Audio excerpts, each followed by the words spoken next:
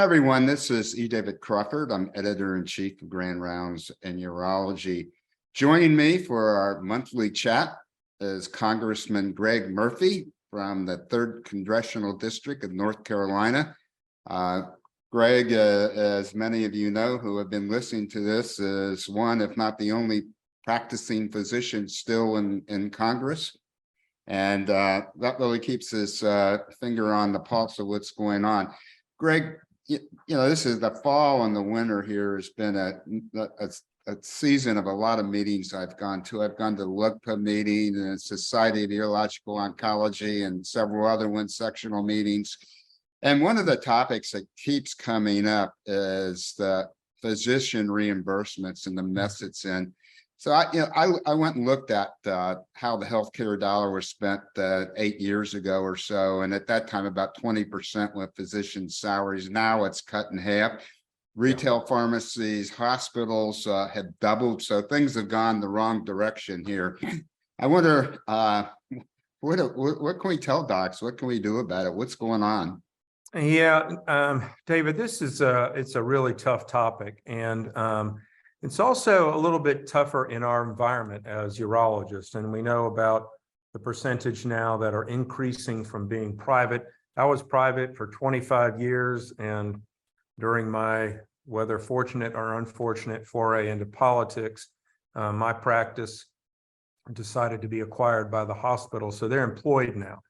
And so I think our employed physicians are not seeing this as much, the attack on physician payments, as much as those who are in private practice. But I will tell you this, whether you're employed or not employed, this issue is going to affect you.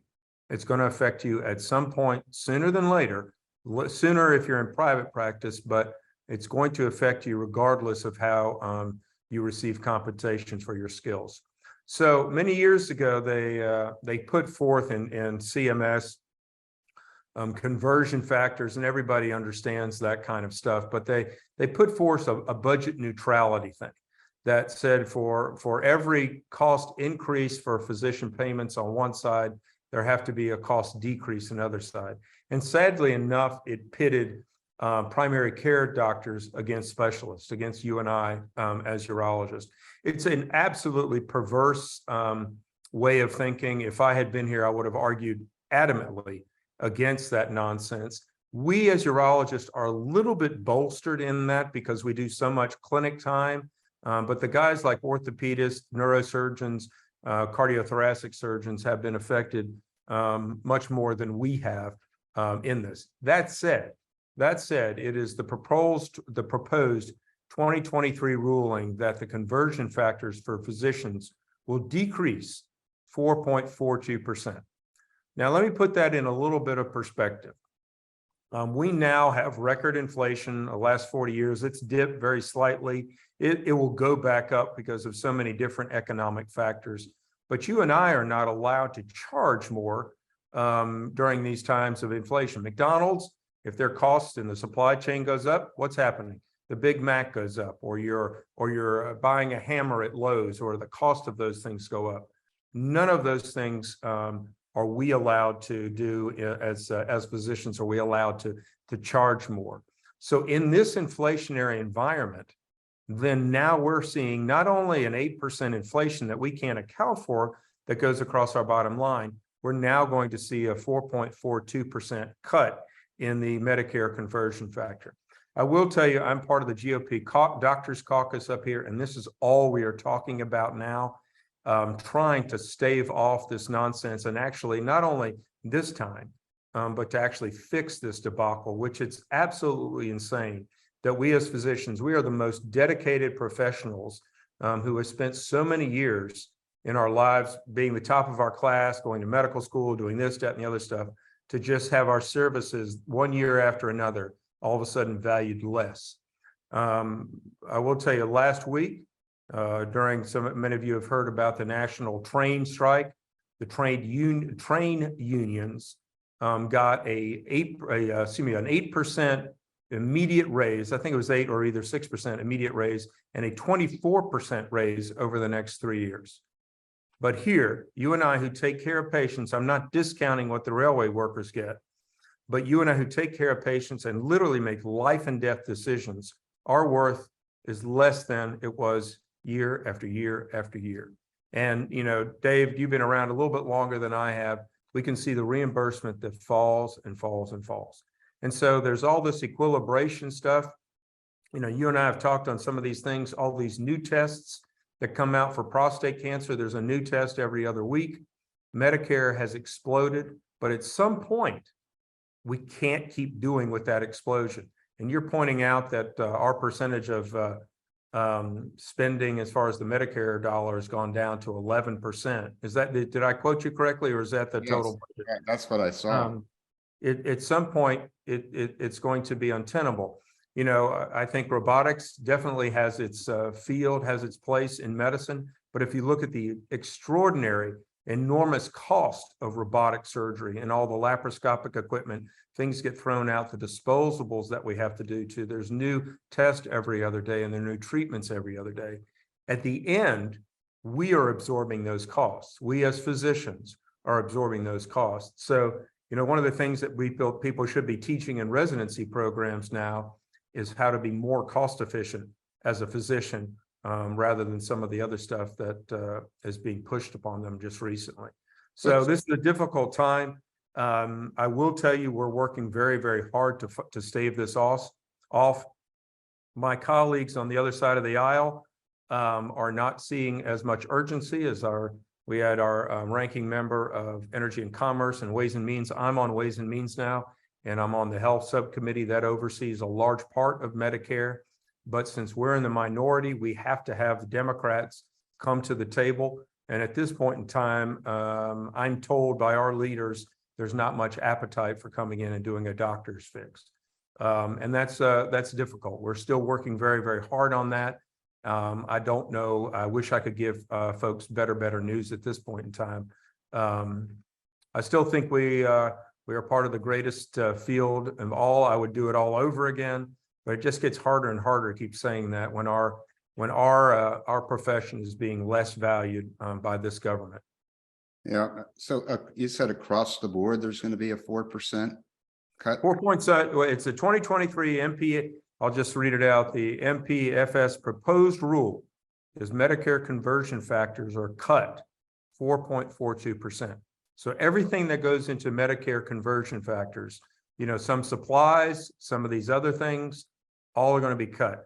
There's something called PAYGO, which is a kind of a difficult concept in something. It's literally pay as you go. But in that, you also have reductions because it goes for any entitlement program, not discretionary spending, but non-discretionary spending. And so that's set up to be a 4% cut this year. So if you add that 4% cut plus the Medicare cut, then we're looking at, 8.5% cut coming on January 1st. Wow. And the 2% Medicare sequestration already began back in July. So, what are you going to see? You're going to see more and more primary care doctors not taking Medicare, not taking it at all. And there's so many of that, but then you're going to see so many surgeons. It's going to be hard. It's at some point, even though surgeons work in hospitals, which, by the way, I was told hospitals are going to get a 3% bump up. Now they employ physicians and, you look at their bottom lines, they're having some real difficult, challenging times. Some of that gets, the whole purpose is to push physicians into hospital employment or what, hard to say. I personally believe physicians work more efficiently in private practice, but that's everybody's decision these days. And younger individuals are going more into employment. Part of that I understand. But it's just kind of a balancing act where you're seeing an increase here and the physicians are taking it on the chin down here. Private physicians or physicians anywhere for that matter. Some of these are being buffered who are employed. No, yeah, the healthcare dollar is like a sponge. You can only squeeze it so much. And that's exactly right. We're the ones that are getting squeezed, and there's not a lot of sympathy for physicians out there like there used to be. They're making a lot of money. They live in nice houses, things like that. So they should suffer along. But there's so many issues, as you mentioned, with like you said earlier retail pharmacy before we began, at the amount of money that's spent there. Yeah, and you know, if you talk to independent pharmacists, this is much different than retail pharmacists. The independent pharmacists are having a very hard time surviving because these things, pharmacy benefit managers, which most Americans don't know anything about. Pharmacy benefit managers are arms, CVS Caremark, some of the other things are arms of insurance companies. And it is a bureaucracy that started out with very good intentions, but sadly enough has really turned into a profit-making machine for insurers. And again, this is where you see middlemen coming in. And again, the growing bureaucracy, that of CMS, really is being done on the backs of those of us who actually stay up at 2 o'clock in the morning worrying about our patient, or come in at 5 o'clock to operate on a patient, or spend our entire weekend in the operating room or in the ED taking care of patients. That's where it's called. That's where it goes on. It's on the back of our on our backs rather. Well, Greg, this has been a great, honest discussion, but a real downer, as you can imagine. And we all know this is coming, and we know you're an upper. And look forward to talking to you next month. And hopefully we have some good news that we're turning this around. But it's a sad situation. It really is. I hope so, David. And honestly, this is, again, one of the reasons I still practice. I love what I do. I love my profession, but it's also to stay in the mix, be able to listen to my colleagues who are, you know, around, I work around with every day, and what's going on with them. It's difficult times. It's difficult times for everybody in the country, but it's also difficult if you're in private practice to keep your doors open. Great. Thank you so much, Greg. You have a wonderful Christmas and a great New Year, and I look forward to talking to you in January again. Great. Thanks so much, David. Thanks, Greg.